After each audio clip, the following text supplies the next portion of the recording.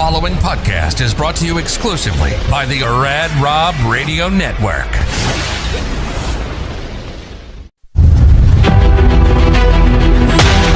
Imagine a place where mental health, resilience, sports, and the power to never give up all come together.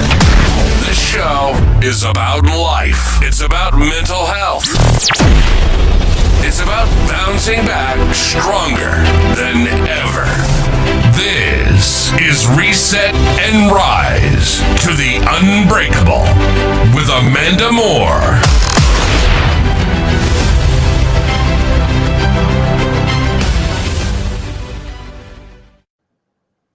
Hey guys, welcome back to Reset and Rise to the Unbreakable with Amanda Moore. I'm your host, Rob Francois, along with the aforementioned Amanda Moore. Good evening. Good evening. How are you? Doing well. I haven't told you this. I just found out a couple hours ago, but I have a big, huge interview tomorrow. So awesome. It's about time. Fingers crossed, prayers, well wishes, good vibes, whatever y'all do. Yeah. I could use that. So definitely cross my fingers for you. And today, Rob and I are wearing red for Charlie Kirk's birthday. So rest in peace, Charlie Kirk. I don't know if you watched anything earlier with President Trump talking, and then Erica Kirk gave a really good speech. So yeah, I saw he got the presidential medal of valor. Mm-hmm. Yeah. So anyway, so we're wearing red for that today. So, and I'm repping Bolify, Hey. one red shirt I had. So, anyways, tonight we have Chase Nadeau. I have been so excited for this episode for forever since he said yes to come on. He is such an astounding person. I tell you, I've been to several tournaments where the very first few I went to, I was very standoffish and very almost, I would say, I just kept to myself. I'm one of those people, if I'm very uncomfortable or I get a lot of anxiety, I won't talk to a lot of people. And there was a time where these really phenomenal bowlers, I was so intimidated by them. I remember the first time I met Chase and Savannah and his daughter Skylar. And they're the most heartwarming, welcoming family ever. They do not act like they are better than anybody at all. There they are. They are so humble. Chase is probably one of the most amazing, consistent, lighthearted, level-headed bowlers I have ever met. There he is with Barbara Crispin. So he is somebody that's very accomplished. I told him earlier before he came on the show, I had to go through and I just kept listing all these accomplishments he's had, and it just never ends. Like the guy's on this last year, he's been on fire. He just recently bowled his first PBA 300, and he's got a lot. So I mean, the list goes on. But he attended Arizona State University. He won club national championship there as a two-time collegiate team All-American. First team All-American, two-time collegiate, runner-up bowler of the year. He won the 2024 Storm Utah Open. He's the PBA Tour Trials, where he won an exemption to this year's past PBA National Tour. He also was very close to making on TV for the USBC Masters. So like I said, he bowled his first PBA 300 at the 2025 Cedar Bowl Open. I think that's right. He recently won a tournament I was at, the Championship Bowling Masters. He won that. So he's the 2025 champion for that. He's with, that's his dad, Dan. That's George Gohagan III. I don't know how to say his name, but GG3. Yep. That's where with George, Chase won his very first PBA regional title at Surbat Lanes, I think is how you say it. He also attended the 2025 Storm Lucky Larson Masters, made top 15 in the first round of the finals, which also his daughter Skylar happened to give Kyle Troop a black eye or a little shiner jewel is what they call it. And Kyle performed very, very well after that. So they're hoping Skylar would give him another 40 frames of luck from that. So he was also recently featured. There's his daughter. That's so cute. Recently featured on the Battle of the Brands on their YouTube channel. You can check that out as well. I don't mind giving a plug to another channel. He placed 7th place at the New Mexico Open, And he is approaching 10 years on staff with 900 Global. I think he's been on staff with them since 2017. He's also on staff with Logo Infusion. And he is part owner of Orchard Mesa Lanes and owns Nadeau's Pro Shop. So he's a very accomplished person for his age. Yes. He's phenomenal. So if you want, we can bring Chase in and get to it. All right, let's bring him in. A very special guest, PBA Pro Chase Nadeau. Good evening, Chase. How we doing, friends?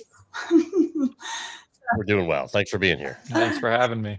So you're coming fresh off of some major things. You recently bowled a 300. I talked about that, your first PBA 300, and you won the championship bowling Masters down in Utah.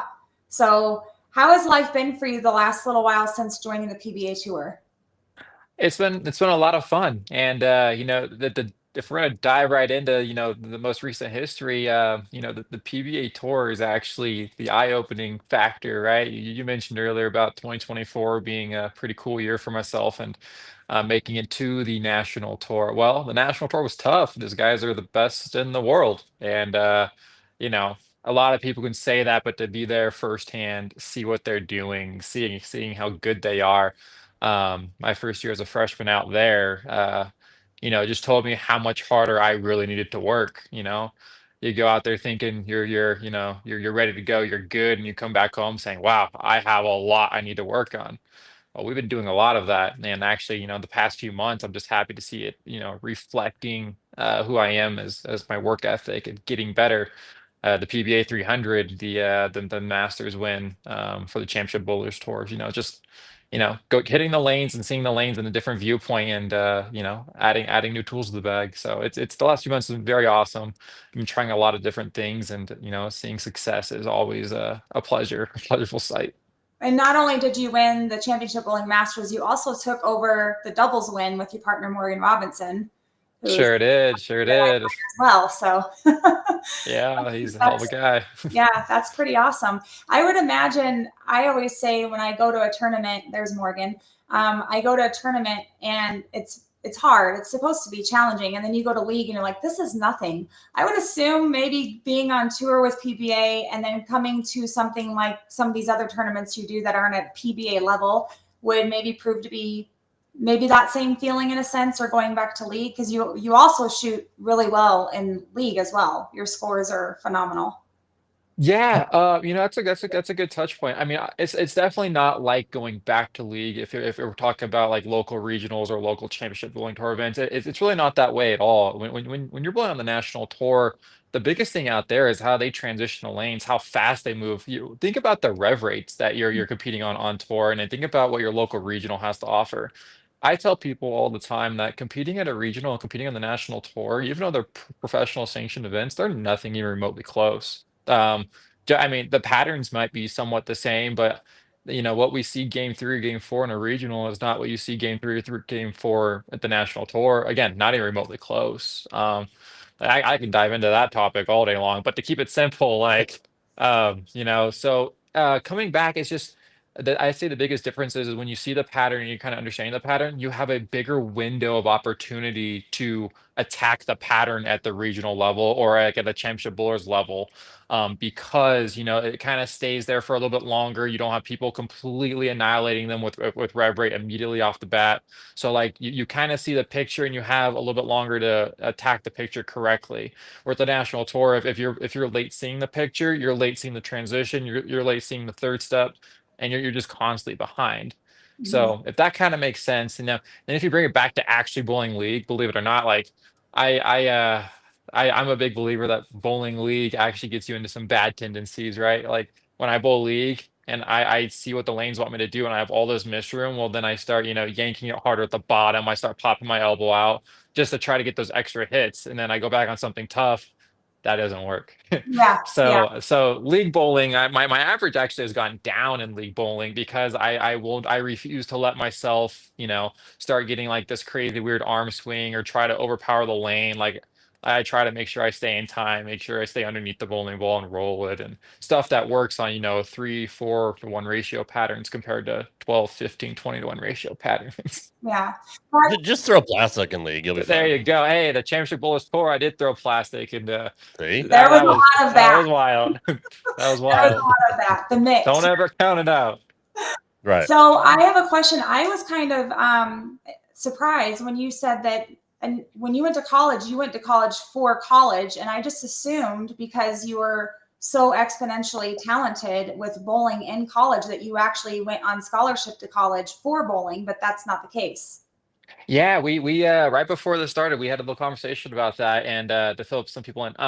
Yeah, for sure. People always think that I went to college at Arizona State like to go for bowling, and bowling was just kind of an additive. It wasn't. It was there. It was great, and the head coach there at the time, and I think still is, got me to go over there, and I was looking at avenues to go to college, but I wasn't really there for bowling as a sense. So I went there, and bowling was just an additive. I actually graduated with a 4.0 in business management. I actually ended up having to take an extra 27 credit hours to get to the degree I wanted to because they wouldn't let me in the business school when I first came in. I had to like prove my way. But no, I graduated with a 4.0. I was one of the head chairs of my fraternity, and then bowling just kind of came along with everything and kind of made it cool. And it's also the coolest thing that you never know what you're getting yourself into because I didn't see myself down the road, running a bowling center and owning a pro shop. Again, like all of that was great, but yeah, no, I went to college to go to college to get my business degree and to move forward in that lifestyle, and kind of interesting story there. Yeah. So you mentioned also that you and your father are co-owners of Orchard Mesa Lanes, Hmm. correct? So is there a story behind that? Or are you hoping to take it completely over at some point and make it yours? Or is this kind of a family thing? Yeah, it's a great story. It'll always be a family thing, whether it's me and my father. I mean, everything there is great, and then down the road, it's gonna be my ladies, hopefully my daughters. But that all stems back to college. I was telling you earlier that he called me during my junior year of college and asked if I wanted to be part of the bowling center, and I kind of had my own ideas of growing myself and not necessarily pursuing the path of the bowler. And then we talked about ownership possibilities if I ran it well for the first few years, and that's how all that came about for me being able to own it. But ideally, I always would like love my father involved. I'm not looking to ever, try and buy him out. It's not like we ever like, yeah, everyone argues in business, right? But we don't have that kind of, you know, relationship where we're always at each other's throats for that matter. But um, it's kind of hopefully, it's gonna be like a future long thing where my daughter hopefully grows up to be a bowler, wants to take into the family You got her on the business. lanes yet? Like bowling Yeah. like you were in diapers? Oh my God, we have got on the lanes. We have, and I'm sure you guys are familiar with the Hall family out in Boston.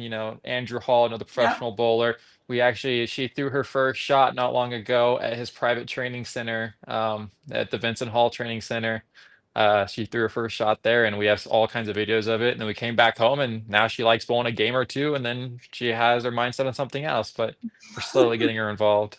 Yeah, Nice. yeah, that's awesome. So I'm interested in the fact, I remember there was one time I was talking to you at a tournament and I asked you, I was like, how are you not on the PBA tour yet? Are you thinking about it? And you're like, well, I don't know. And you're like shuffling the idea around. I've thought about it. And then next thing I know, you're trying out for trials and you did really, really well, which we all knew you would. Everybody that knows you knows how talented you are, and you're very focused and very driven. So it's kind of the people that were standing back watching.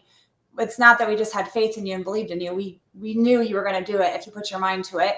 That's just the type of person you are. So what was that experience like, and what actually made you finally decide to hunker down and go through the trials?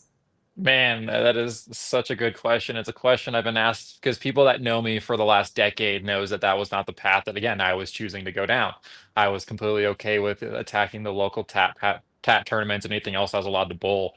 Um, Honestly, it was 2024. The Storm Utah Open kind of just kicked it in gear, and I just more and more people started asking after I won the event that like, hey, like, tour trials is at the end of the year, and then I bowled the Masters, and everything is just so fluke like because prior to 2024, I didn't even have the thought in my mind, and I bowled the Masters, and how I got into the Masters was, my friends were asking if I was going to bowl it, and I said I wasn't signed up. Like, hey, registration just opened. Please just register. We'll talk about it later.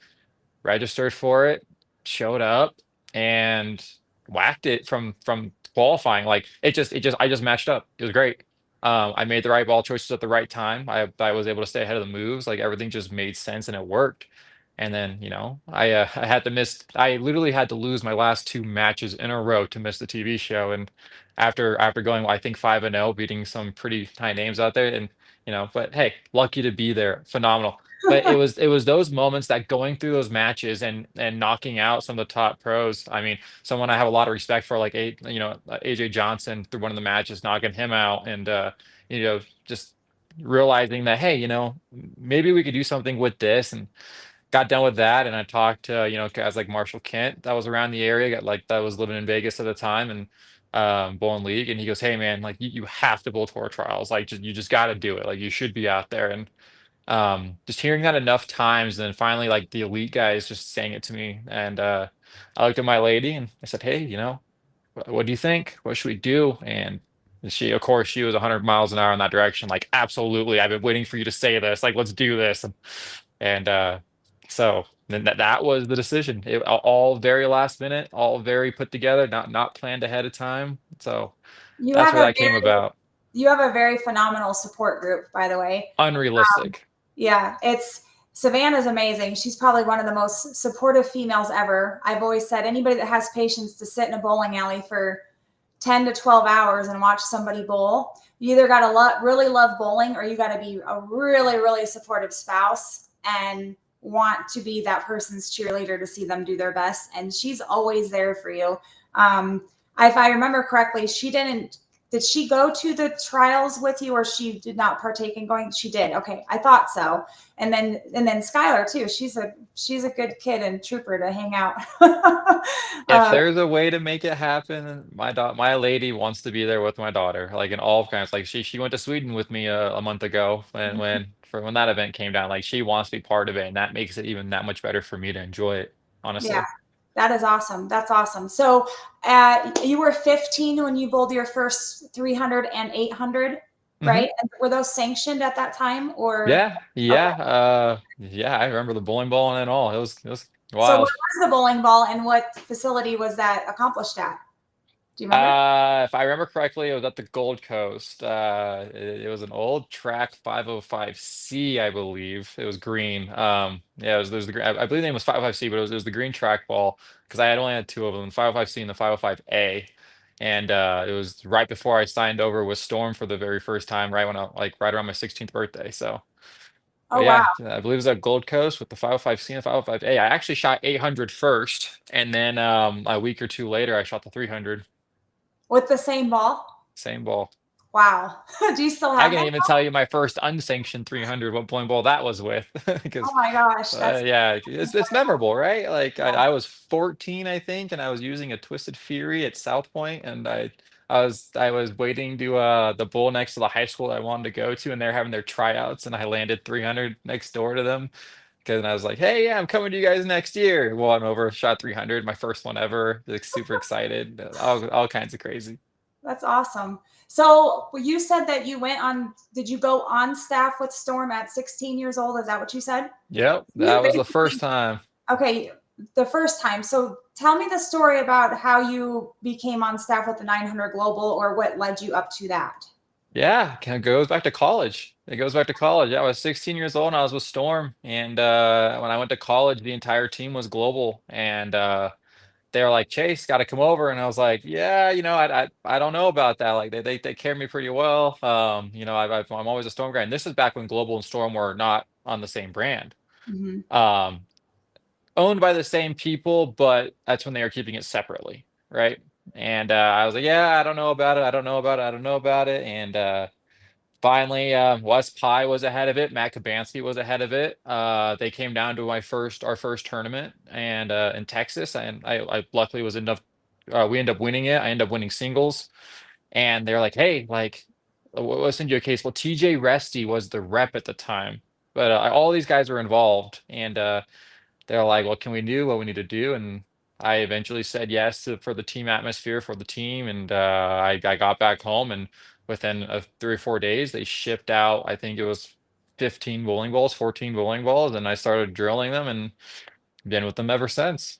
Wow, that's incredible. Because it was, I think, is it 2027? It'll be 10 years you've been on staff with 900 Global. Is that right? I'm pretty sure I hit it. I'm pretty sure I hit it in 2026 because I joined the bowling team in 2016, and Okay. that's when so I'm pretty sure it's next year that will be an official decade with just global essentially. And that's not really, I mean, it's heard of with people being on staff with the same company for a prolonged period of time, but that's a significant amount of time, especially where you're, in my opinion, you're still so young. I appreciate So, that. We all are. We're all yeah, young on the inside. It's how we feel. But I'm the kind of a guy that if you treat me right, I'm gonna treat you right. You don't. I mean, at the end of the day, like as long as I'm getting what I need to succeed, or at least feel like I'm getting what I need to succeed, or be competitive in the market, that's kind of where I sit with. Um, I mean, I have a lot of respect for all the brands out there, and it's not like it's just I enjoy where I'm at, and they've taken care of me. If that day ever stops, then I'd be highly surprised. yeah, But yeah. I just And so I have, let's see. So with oh shoot, when you went to Arizona State University and then you graduated with your degree from there, when did the pro shop idea come along? Was the pro shop already facilitated in Orchard Mesa Lanes, or is that something that you revamped and brought along, or is it brand new to the lanes? great. I love that question. I haven't been asked that one yet. No, the shop before that was ran by my father. My father moved to Colorado when I was 2, and in the bowling center that he ended up buying, he was really good friends with the owner, and so they always made a joke that like whenever the owner was ready to sell, that my dad would buy it. But my dad ran that pro shop all the way from the time I was 2, 3, 4 years old. The entire time essentially until I was about maybe 17 or 18 years old. Then he went on to do other things and he had someone run it for him, a good friend of ours. And then that good friend of ours stopped working there maybe a few years before I graduated. And then so he just had some other guys in the shop running it. But when I got over there, I just rebranded it back to our name because my dad and my mom has both had pro shops long before I was born. Nadu's Pro Shop has been a thing for 2 decades, probably longer. And I just really wanted to bring back our name into it. That's the only thing I changed. It was Dean and Pro Shops, and I just brought it back to Nadu's Pro Shop and wanted to bring the legacy back to it. And made the fun little logos for our team. And um, Which you yeah, see those logos everywhere now because yeah, championship yeah. bowling tournaments, they're everywhere. And then you recently took a huge group for Nadu's Pro Shop down to the 2025 Open Championships where you guys were shoulder to shoulder with Anthony Simonson. Yeah. That had been quite the experience. Yeah, that's a pretty big group. Even more of a fun experience. One of our guys in that group won an eagle. Oh, Oh wow. wow, Yeah, Who was yeah. that's that? So awesome. Corey Cockrum. Corey Oh, Cockrum okay. Yeah, got I an saw his eagle. name online. Yep. Okay. Yeah, So that's we actually just had his award ceremony at Orchard Mesa Lanes last Friday, where we got to present the eagle and have his family and friends there. And I thought they always did that at the next year's Open Championships. Apparently, our local board got the trophy and brought it in town. So wow. I got a phone call and said, "Hey, you're requested to be here. Like you want to speak? Absolutely." Like, this is one of That's my good friends. incredible. But yeah, That's it's really awesome. cool. The That's awesome. atmosphere that the atmosphere that the pro shop and even the bowling center but more importantly the people that help us run it is just unreal. We have roughly 1,500 league bowlers in our area. Our center accounts for a lot of them, and it's kind of cool to see everyone come together and support every single move we make, like nationals. This Yeah. this year we're on a 27 person waiting list to get onto our nationals teams. And we bring 6 to 8 teams every year. We're going to be getting up to 10, 12 teams every year. It's just kind of cool for how small our area is. Yeah, that's it. That's goes to a testament of the leadership that you provide. It's So a once team again, effort. It's not just I'll me. tell you, it's a team effort, but I will tell you, you have this presence and aura about you that when people are around you, you have this calming, soothing nature about you. You're very easy to talk to.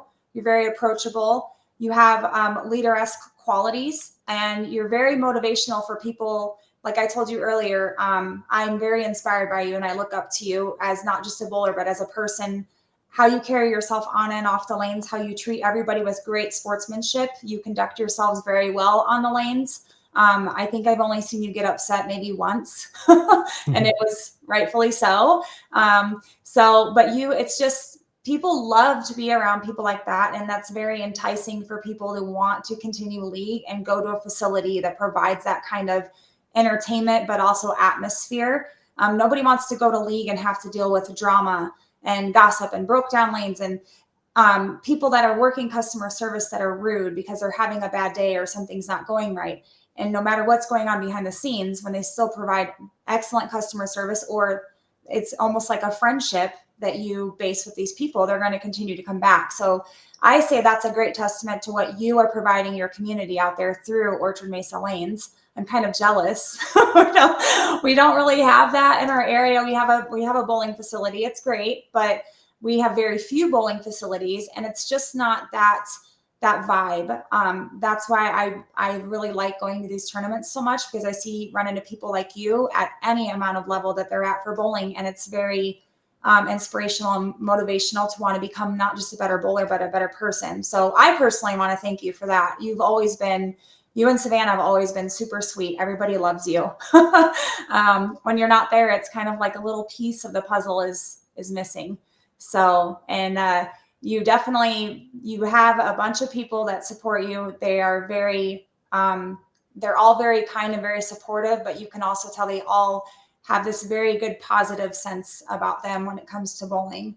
They're able to joke around and laugh around. And if they don't bowl well, they don't beat themselves up. They just tie up their laces and go on to the next and learn from it. So with that being said, I wanted to ask you, just to kind of get down to the nitty gritty. One thing myself I've struggled with and other bowlers struggle with is when you hit that mental block of really being challenged and you are not sure if you're going to be able to succeed at a goal that you're going towards. So say the trials, where you're questioning or doubting yourself, or you're not bowling to your own level or expectations. How do you snap out of that and reel yourself back in to continue going and believe in yourself that you can go forward? That's a good one. I'm a firm believer of you already won if you showed up. If you showed up to the event, you traveled to go to that event, you already won. Now, if you go and struggle, and you go and you don't bowl well, or you miss the picture, there's really two types of people, I kind of want to say. Maybe that's the wrong word, but there's two types of things that's going to come out of it, right? You're going to get the people that come out of it and they complain everything else but themselves. Mm-hmm. And then you have the type of people that come out of it and say, why didn't I succeed? What happened? Where did I go wrong? What was my ball motion bad?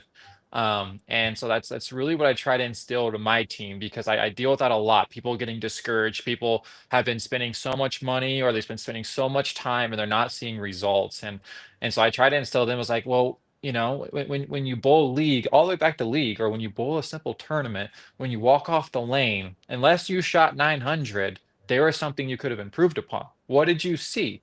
What happened to the lane? What happened? Where'd you get lost? Was it transition? Was it the fresh? Was it the burn?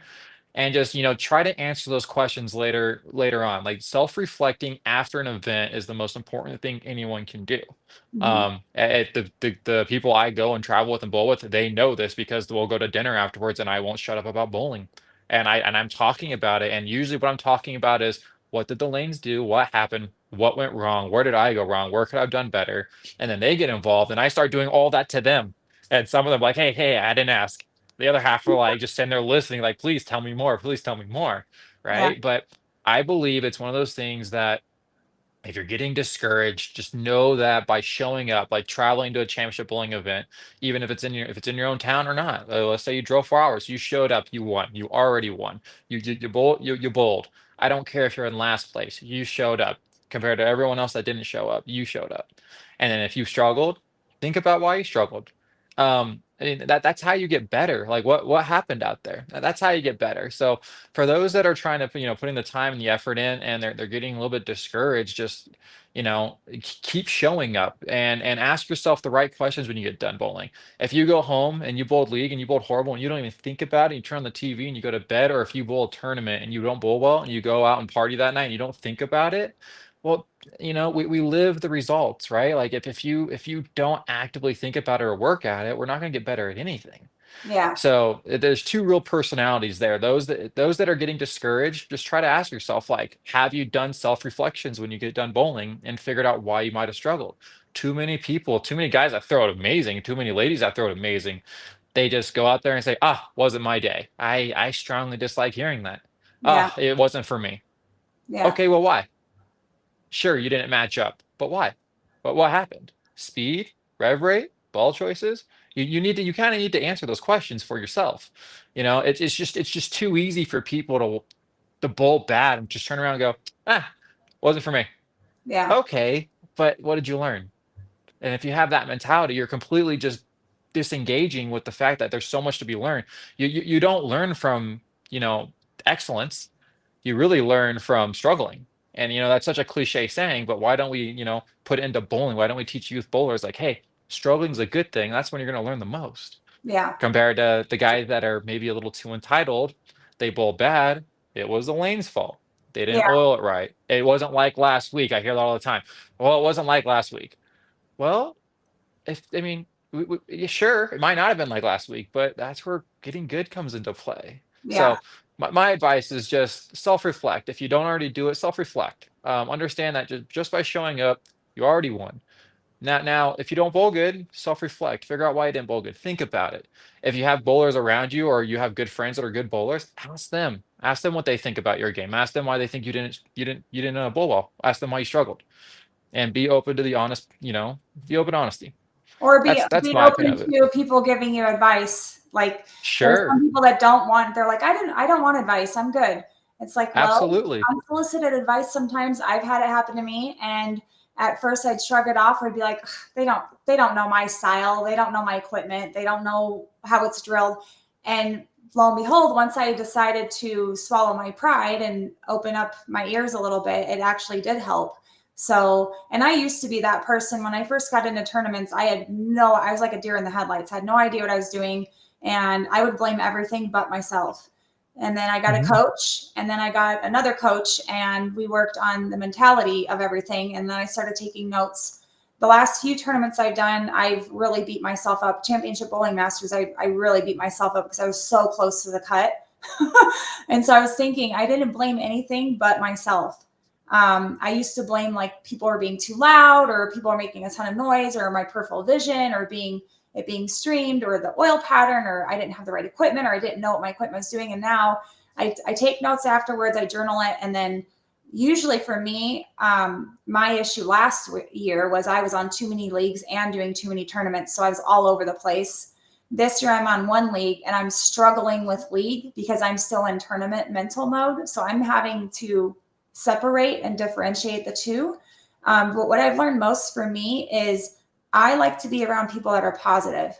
If I'm at a tournament or a league and people are complaining, or they are getting mad and disturbed because of how they're bowling, or they're just in a funk, I have to walk away, because a lot of people get brought into that circle of negativity, and then you can't find your way out. If you're bowling a team in league and they're very negative and they're complaining and cussing and throwing stuff, and it just ruins the whole atmosphere for everybody that's bowling. It's the same way in tournaments. If you're bowling with somebody that's constantly complaining, you have to learn how to tune that out. And that's been one of the biggest things I've learned is learning to tune other people out when I'm bowling, and the biggest thing is trying not to compare myself to others.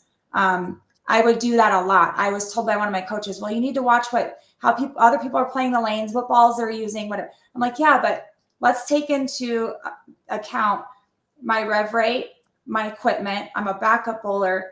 I'm female. Like, I can't watch someone like you throw it and be like, oh, I can loft the gutter over the 10 board and and bowl just like you. Like, I'm limited. So my biggest thing I've learned in this last year, especially, and then going to these tournaments, is not comparing myself. So I'll watch somebody bowl all day long. I'll watch their approach, their smooth release, how they're playing, but I'm not going to for a second go, they're throwing pearl, I should throw pearl. Or they have this ball, that ball should work for me. I had somebody at Championship Bowling Masters, I was throwing a solid, and they're like, why are you throwing a solid? I don't see anybody else throwing a solid on these two. I'm like, because it works for me. I don't throw as hard and fast, and I can't throw a plastic ball. Like, the mix down the lane and get the same reaction out of it that you guys are getting. So I totally agree with what you're saying on that whole mindset. And I've noticed a lot of people are trying to, it's not necessarily play keep up with the Joneses, but they want to be the next best thing. They want to be as good as the other good guy. And so we're always in comparison mode, I feel like, and trying to one up another person or trying to be as good as. And for me, I had to swallow my pride and be a little bit of a humble moment. I'm not going to ever be as good as Daria. Like, she's a female that I admire and think that she's a very, very good bowler that I can sit and watch her all day. I'll never be a Daria. So I used to compare myself to other people that I wanted to be like. And now I just have to bowl my own game. And that came from a very good, knowledgeable coach. He's like, you bowl your game. You worry about your frame, one frame at a time. Don't worry about what Joe Blow's doing over on the next lane. And don't worry about where you're at on the standings. That was another thing. I used to check the standings all the time. Now it's like, I'll check it and a few games later, because otherwise I'll be like, oh, I only have to bowl this, and then I'll make the cut. And then sometimes it's helped me and sometimes it's burned me. But I remember going to a PBA regional, and they had a women's Drake mechanical. I was in the cut after game 4. I looked at the sheet because I didn't know they bring the sheets over, and it screwed me because then I bowled myself right out of the cut and missed the cut by like 12 pins. So yeah, when people don't think about it, people that don't bowl don't realize, like, bowling it's just as much of a mental game as it is physical. I mean, so the fact that how many games did you bowl in the trials total? Oh man, it was what, 6 game blocks, 2 a day, so 12, 24, 36. I had to bowl the PTQ. It was close to 50 something. In a matter of like a week or two, or yeah, 4 days. Yeah, okay. Yeah, that's a lot. So, I mean, just the physical part of that alone, to keep your body agile and functioning to where you're not down and out and pulling ligaments or hurting joints or any of that, causing yourself more pain physically, you also have to keep in it mentally as well. So that's pretty incredible. But that's kind of where my question was leading up to, of how you just deal with the mental block of it, of getting from one thing to the next. Did you struggle at all during the trials mentally? I almost lost it the last day. I was in the top. So after day 1, I think I was like 24th, and after day 2, I was in the top 10 until the final day. The first 6 game block, I dropped like 200 pins, and then the final 6 games, it came down to the last game, the last frame for me to get through after I pretty much bowled phenomenal all week long. I was one shot away from giving it away, and I ended up doubling the 10th to secure my spot.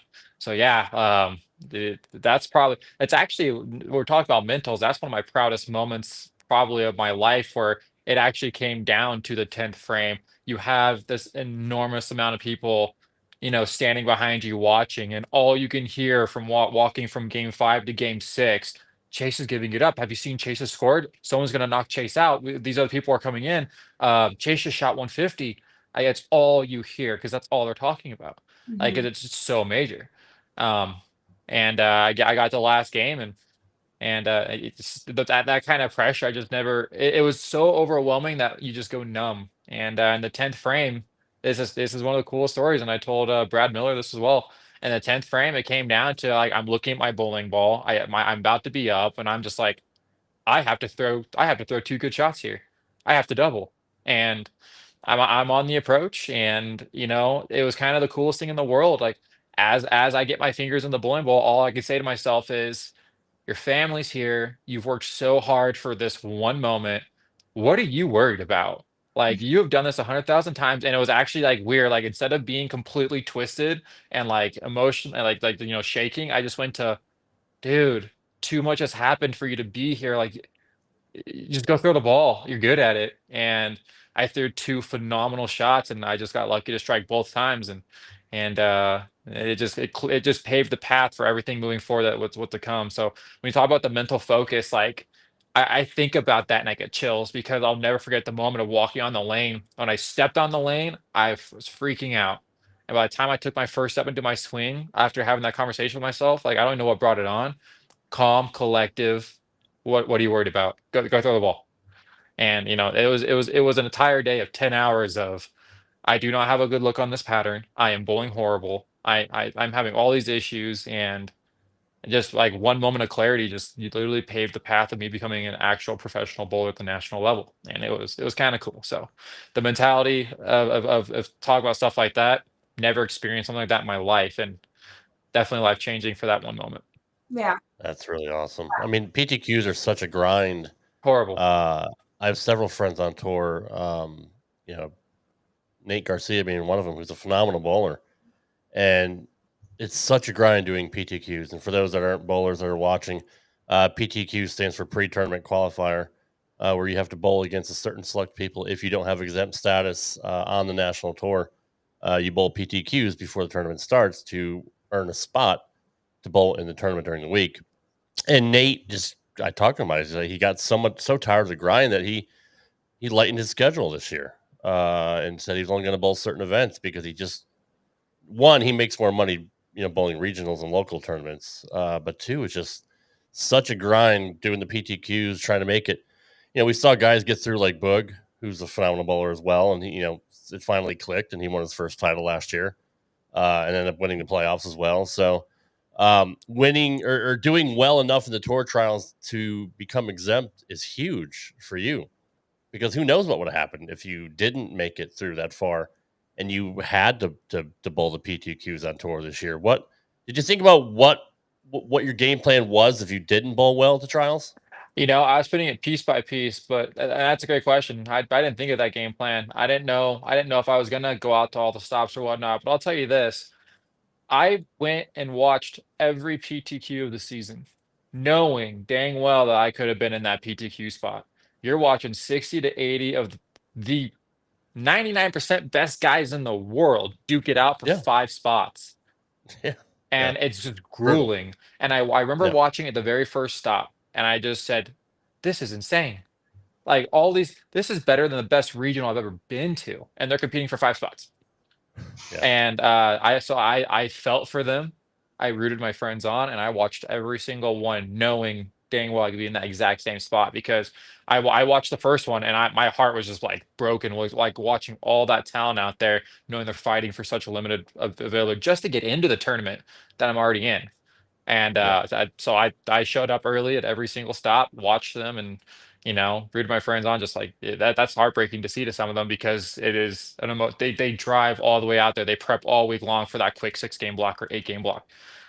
And man, like yeah, that's tough. So no, even after watching that, like the grind you're talking about with Nate Garcia, I feel that I didn't have to go through it, but I watched it and I felt that and I felt for them. Like that's tough. Like that's extremely yeah, tough. Yeah.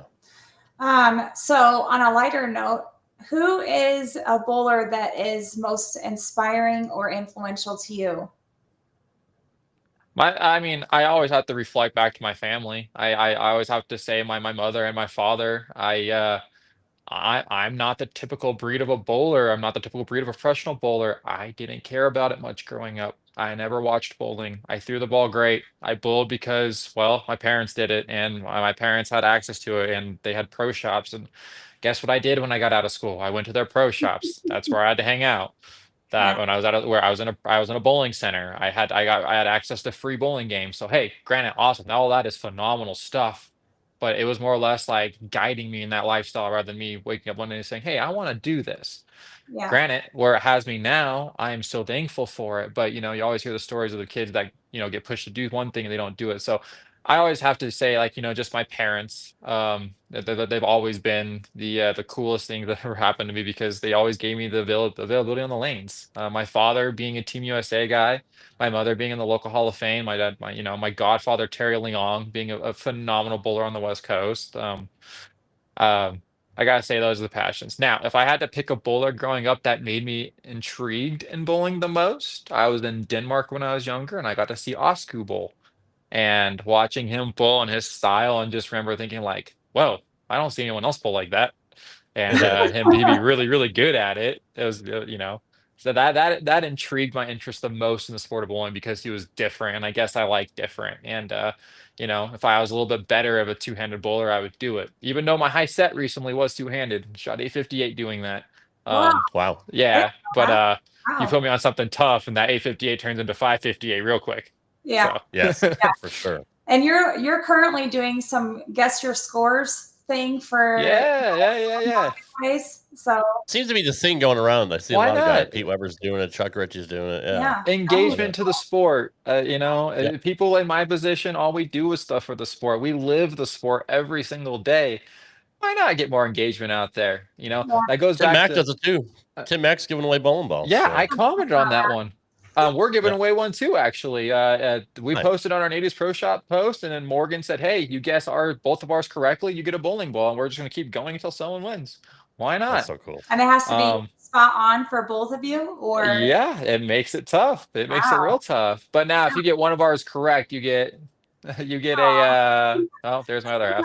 If you get one correct, you get a chamois. But no, I mean, back to the whole thing where the community where I live at and how much they embrace me and my family and our business because they're part of it.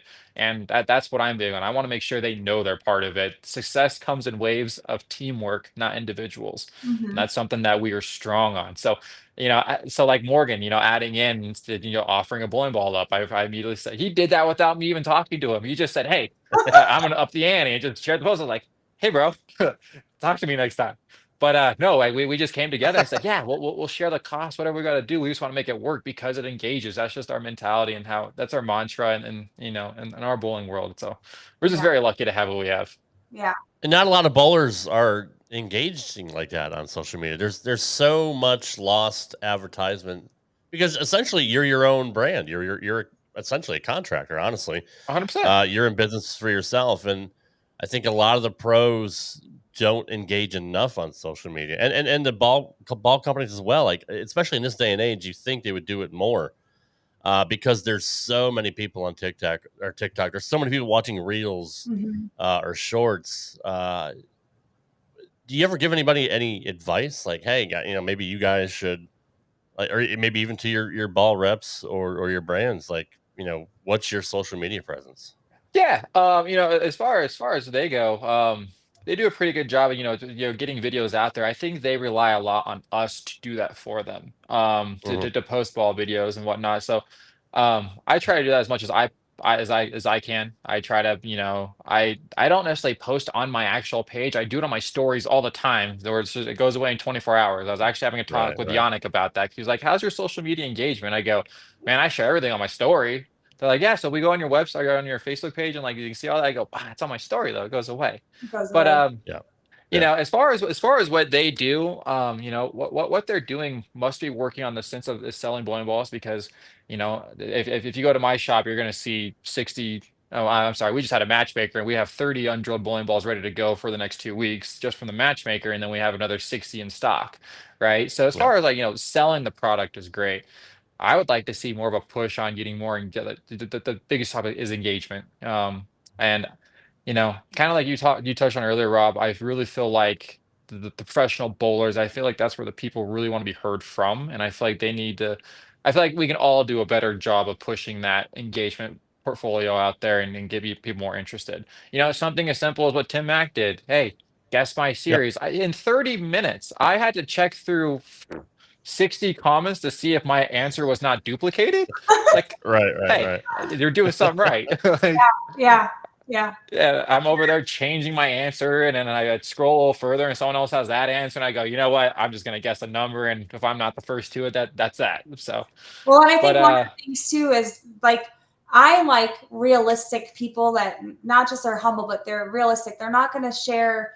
There's so many bowlers out there, professional and not professional, that only share the good times. So I've always wanted to be someone where I'll share the good and the ugly. Like, hey, this is what I wasn't able to accomplish today, but I gave it my best, but this is what I could have done different.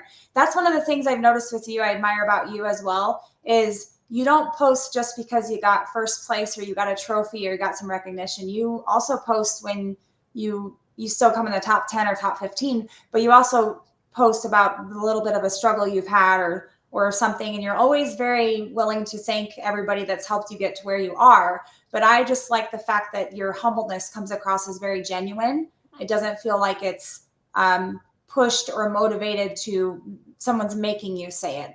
So I appreciate that as a fellow bowler. I really look up to people that will share the good and the bad and the ugly along with it. It really just comes back down to what we talked about earlier. If struggling is where you learn the most from, and Builds character. it absolutely it builds work ethic, it builds character, and again, it's just so simple for people to turn around and say, "Ah, wasn't my day." Well, like, they're gonna have more days that aren't their day if that's the mentality, right? So, so sometimes on social media, posting about potential struggles. I mean, and we're not talking, top 15, top 20. That's not a struggle, right? But even Yeah. posting about it, it's okay. Like, because it just tells people it's okay to not be okay, right? One of my favorite sayings: "It's okay to not be okay." Yeah. And on the bowling lanes, like, if you're struggling, it's okay, because that's where you learn the most. Yeah. At least that's what I try to tell my people, my friends, the people I give lessons to, is like, if they're struggling, they always come in and say, "Oh, it's a burnt house shot. I don't want to practice today." Why not? That's the best time that's the best time. Well, I'm gonna struggle. It's gonna be hard. Well, what's the point of practicing? You want to practice on something easy? You think you go to a pro tournament, it's gonna be easy? Yeah. No, you want to go practice on what it's gonna look like when it's ugly. Yeah. Because Yeah. guys and ladies that make it work when it's ugly, people that are going to succeed. So, in any case, yeah, posting you do well is great, but it's also a good idea every once in a while to, you're human. You don't win everything. Like, you need to go home and regroup and learn, and be ready for the next time. Yeah. So take away the trials and take away the Masters. What is your proudest moment so far in your bowling career if you take those two things away? Oh man. Well, I'm really about team things. Like, I really like I wish bowling was more of a team sport. So I would have to say 2015, when we won the club national championships for collegiate bowling. It was, that whole weekend was awesome. We were supposed to show up with 6. We showed up with 5. We didn't have any replacement bowler the entire weekend. Other teams showed up with 12 people for their 5-man roster, and we got the job done. We went undefeated. If I remember correctly, we were undefeated in match play. We worked as a team, and that was probably one of the coolest experiences, because we won something, and you looked at 4 other people and said, "Hey, we did this and did it together." So that was probably one of my most shining moments of really enjoying what I was doing at the time in the sport. Even if I felt like there wasn't much of a future for me in bowling at that time period, it was probably the coolest thing that I can look back to and say, "Hey, that was cool." Yeah. So what is up next for Chase? What's on your agenda coming up? What are your plans? Well, the national tour starts in February, so my biggest agenda is, who am I going to be when that date shows up? And I'm going to be on the lanes. I'm going to be working, and I just hope all the hard work I put in um, goes towards that. And even if the pro tour takes a few years, the learning curve is longer for some than others, but 1 year is pretty quick. Next for me, though, is my mentality and game plan is, I bowl everything under the sun, and that's going to be really where I just keep getting the experience, because, like I said, prior to the national tour, I wasn't a professional. I didn't have my card, so I only bowled 2 regionals a year. And for the last 4 or 5 years, thankfully, I've only had to bowl 2 regionals, because after the second one, if you cash both times, you have to get your card. Um, so I missed out on probably all that experience, I'd call it, is of bowling those events, bowling on the tough patterns. Um, there's only so many events like championship bowling, and championship bowling started like 2 or 3 years ago. There's only so many events like that are tough and grueling and hard, or that they even somewhat put down a hard pattern, because everyone else puts out something easy because Mhm. people show up to it. Mhm. So Right. I am trying to get all the experience underneath my belt. So, like, um, next weekend, I'm going to be in Vegas for 2 weeks. Championship Bowling has a tournament out there, and there's a PBA regional RPI qualifier out there. And I'm chasing every single event like that until February. Just getting myself ready. Awesome. I have a dying, burning question. Yeah, Have you bowled on string pins? I have. I Okay. just got done. My 300 in Cedar City was on string pins. String pins. Okay, because it was Yeah. the edge string. Okay. What's your consensus on string pins? Because I won the Mountain Home Challenge Series in May. I was a grand champion for that, and it was on string pins. And I'm starting to think I like the string pins because I bowled so well on them. But I just wanted to get somebody else's outlook that has a little bit higher rev rate than me and seasoned and is really good at what they do, on what your thoughts are about string pins. Yeah. String pins are very new to the game. I can really just go based off what I hear with people talk about, especially a lot of the other pros, like how it's good for the sport. The machines don't cost as much. You don't have to have a you know, um certified mechanic to run them. So I hear about it on the business aspects of owning a bowling center, right? So Mhm. um I I think I think it could be a good thing. I think we're just so new to it. I think it needs time. I think altercations down the road can make it better. I think that there's a place for it as they improve, and I think you're going to start seeing more of it on the national tour soon. I think that's going that way. Um, Yeah. I know this is a very, very debate topic, and it's a very good question. I probably should Go be on ready for it. Facebook. You'll see what most people on Facebook think about it. They're very Yeah, old. Very yeah. I opinionated. but you know what? Like at the end of the day, if there's a channel where if there's truth to where people say it's good, it could help save the sport. In all sense, like if they can make it very efficient, I can't not be for it. Where I'm at in my life and how I'm competing at the national level and trying to make a livelihood, I have to whatever they decide that's best for us. We don't really get an opinion, and we just have to do it. And I just shot 300 on string pins a week ago, so I'm or 2 weeks ago, so it can't be horrible, right? But at the same time, I just think I think over time everything gets perfected better and better and better, and I'm excited to see where it comes out to. I have nothing against it. I know there's a lot of people out there that hate it, and I know there's a lot of people out there that are excited for it to, help save the sport if that's where it's going. I mean, I EJ heard did it, right? that EJ. EJ EJ has did it exactly. house, Yeah. yeah. And one of the smartest quotes I've ever heard from EJ is if you really want to learn how to truly strike on string pins. Mhm. That's right. That is Shot Um, making. so there you go. Yeah, that is true. When I won that tournament last year, we started bowling on their string pins halfway through the championships, or the series, challenge series, pardon me. And it was different. There were some shots I saw that should not have gone the way they did, and others that favored, and it was different. But for me, I preferably like them just because I see a difference with my rev rate and carry on the string pins, and there was some lucky shots, and then there were some unlucky shots. But I don't really. I mean, with free fall pins, you have the same thing. You have lucky shots and unlucky shots. I mean, I can't tell you how many Brooklyn strikes I've had lately that I should have had splits and I struck. So Sure. I mean, You'll probably have more flat tens. yeah, I mean, you yeah. honestly have to make solid Yeah, or if you shots. get like we were just warned last week in the house that we bowl in, we're getting new pins in January. So like, watch out, January, you're going to be leaving lots of corners. Like, okay, Yeah. that's great practice. Yeah. But here's my opinion, though. If everybody is bowling on them, then nobody can complain because you're all on the same playing field. If every center went to string pins, you have two choices: you bowl or you don't bowl, Mhm. and that's it. But I feel if everybody was doing it and that became the norm, because I mean, people fought from when they went wood to urethane. Yeah. People fought when urethane balls went to, and when resin came in. There were so many pros that struggled, when resin came in. It's just every era and every generation seems to have their own thing. Like you either adapt or you move on. Like evolution is going to be, it's going to happen anyway, whether you like it or not. Like you either get on board with it or you don't. So I think too many people are dismissing it before they even try it because of like the carnival style pins where they, USBC put a lot of money in. Cubic put a lot of money in. Brunswick has put a lot of money in research and creating and certifying string pins that are similar to free fall.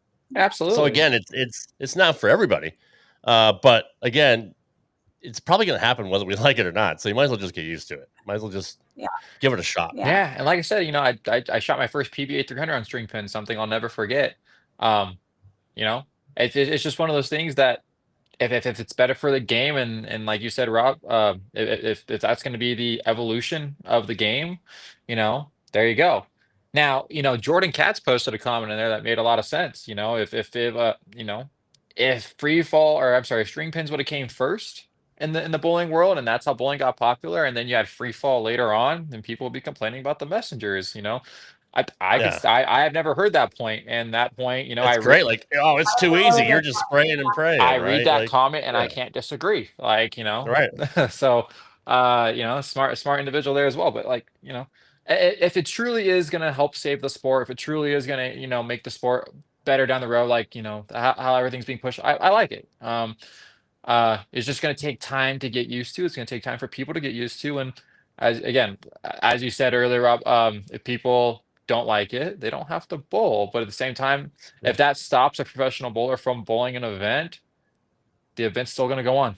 Yeah. So, That's right. you know, I mean, who's going to remember the guy that didn't show up to the event because they were mad compared to who won the event at the end of the day, right? Like, so Great point. what's the bigger That's a point? great point. And there's been it's so just many tough. modern, like, there's been so many technological advances with technology and just everything that's going into bowling in general over the years. I think people forget, like Rob said, the evolution of bowling, and we're just going to keep progressing forward in ways to how can we save the bowling centers money? How can we save bowlers money? How can you make it a more competitive sport? There's so many variations of things that people don't think about, and there's always been changes. It's just when we have a big change, people want to side one way or the other instead of taking a step back and realizing that there's always been evolution in every sport that we've ever witnessed. So Chase's 300 was the second at ever. that house on string. Wow, I didn't know that either. Jordan was Résumé. so We have a smart crowd. Smart guy. So, well, I'm excited to see what you have coming up, what you do this next year on tour and everything else with all these tournaments that you're going to be bowling. And again, I very much appreciate you being on the show. I've been very excited for a few weeks, and I was really excited today. I don't think you can knock the smile off my face. At work, everyone was like, "What are you so excited about?" I'm like, "Well, I get like one of these phenom bowlers that I've witnessed bowl in person. That is such an you are so talented, and you're so amazing, and you're so incredibly nice. I wish there were more bowlers like you out there. You have this just presence about you that's so positive, and I love it. I really do wish there were more bowlers like that out there. Professionally, and people that aren't bowling professional, that there's bowlers in general doing the sport, because that's at the end of the day, that's what's going to promote the sport and catapult it into something that it's never been, is if we bring some a great set of qualities with sportsmanship and positivity surrounding the sport, and bring a new direction into it. So I think you're doing something great, and I really admire you for it. I greatly appreciate you. That was really nice. That's really nice of you to say that. Yeah. Well, thanks for being on the show, Chase. We greatly appreciate you taking the time to talk to us, and we look forward to seeing what else you do. I greatly appreciate both of you guys. Thank you so much. Thank you. You're welcome. Not a problem. Thank you, Have a great Chase. night. See you, buddy. Man, He's what a awesome. good. I hate to call him a kid because I'm 49, but I mean, that's I feel what you do when you get older. You call everybody a kid. He's a great kid. Yeah, He really is. he's awesome. And he really is. If you've ever met him, the people that are watching or watch this later on, or even listen to it, if you've ever met Chase, you know exactly what I'm saying. Like, he's the same guy every time you meet him. He doesn't change. He doesn't put on a show for people. If you either like him or you don't, and I don't know many people that don't. So I don't know anybody. He's a phenomenal guy. Yeah. When I first thought about bringing him on, I'm like, I don't know what he's experienced in his life that's super traumatic that he could be like, this is a bounce back story. But he put his heart and soul into something that he never saw becoming his future. And now it is his future. And then he went and did trials and the USBC Masters, and he's really grinds hard. He does a great job, and he's very knowledgeable. I know there's a couple of times I had asked him for a little bit of advice, I guess, not per se on the lanes, but just mentally. And he's always been more than willing to help. If you catch those guys in a break when they have a few minutes, and you can always tell when they do and don't, they'd be more than willing to help you. But he's a phenomenal person. So I was more than excited to have him on the show, and his family is so cute and adorable. And I had to bring up the Kyle Troop Jewel, the Shiner, because that's going to be a story that will live with that little girl forever. So I got to talk to Kyle about that. I'm going to text him when we get off, and I want his side of the story. Yeah, Kyle's. Yeah. So we've had him, and we had Heather Sterner on the show. We have a few more bowlers listed, and I'm already working on a few more for January. I think bowlers at the same time, people don't realize it, but they also struggle mentally at times with things as well. And that's what this show is about. They're people too. Yep. I mean, it doesn't matter what their vocation is. I mean, it's So, and anyway, so it's an actual jewel. No black eye. Oh, gotcha. Okay. Okay. All right. Yeah, but you get the point. So I think I have the picture saved on my phone somewhere of that with Skylar. But so next week we have Sam Kelly. I went to high school with him. He graduated in 2001. I graduated in 2002. He is 7 months sober, a recovering alcoholic. I'm excited to have him on the show. He has quite the story. He's lost over 60 pounds since becoming sober, and he's on he's on a health journey, and he thanks a lot of it to getting back to his core, centering himself with God and fitness and health, and getting back to who he wants to be. So I had a chat with him a little bit today about next week, and he's very excited to be on the show.